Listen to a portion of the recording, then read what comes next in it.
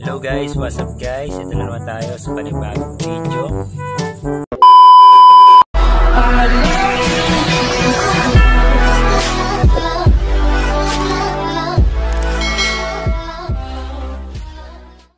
Yan guys, sa mga nagtatanong is paano palabasin ang developer option sa inyong settings. Siyempre gamit ang inyong smartphone. Bago ang lahat, ipapaliwanag ko din sa settings, iba-iba din yung mga kung saan nakalagay yung developer option. Pwedeng makikita rin sa Vivo pero iba-ibang mga unit. At ganoon din sa Oppo. Iba-iba din. Pero syempre, ituturo ko sa inyo kung paano natin makikita ang developer option na wala sa inyo phone or sa setting. Yan guys, ito yung isang phone ko ngayon. Siyempre nakalock siya, bubuksan ko muna. Siyempre hindi ko na rin papakita yung password, no. Ayan.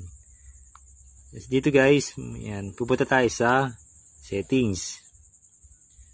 Siyempre pangalawa is pupunta tayo sa scroll up natin para makita natin. Yan guys, pupunta tayo dito sa system. Kiklik natin yung system.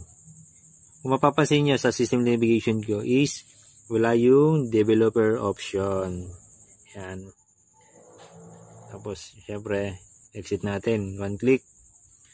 Tapos makikita nyo about phone Vivo Y16. Yan yung unit ng Vivo ko. Tapos click natin siya. Scroll up. Tapos may mababasa kayong software information, status, legal information, customer service. Siyempre, i-click natin yung software information. Yan. Dito sa software information is mababasa kayo or OS version, model, serial number, hardware, and build number, baseband version, and kernel version. Kung makikita nyo, build number, yan. Is gagawin natin, itatap natin yan.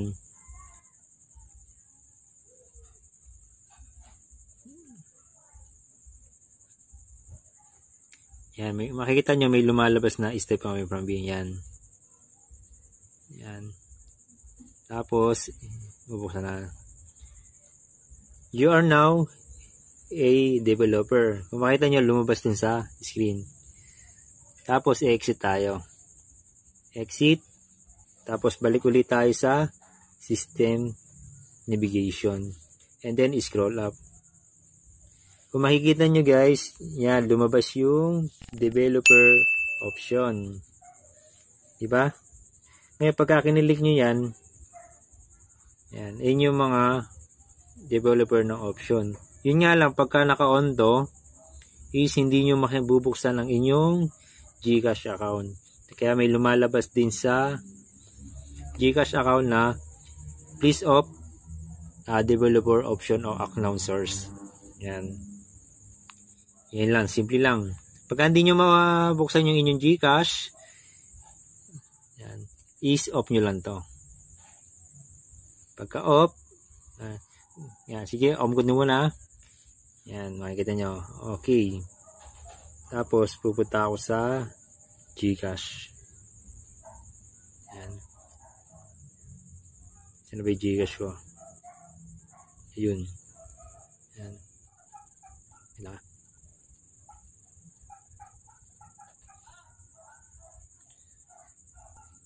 Yan. Yan, nakita nyo. Ayan. Tapos, mawawala siya. Pag nawawala yung inyong GCash app, punta lang kayo sa settings, scroll up hanggang sa mahanap nyo ang system. Yan. System. Tapos, developer option. Tapos, close. And tapos back.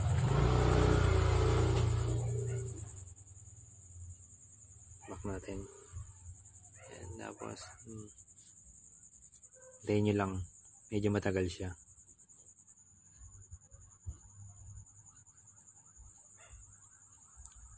Ayan.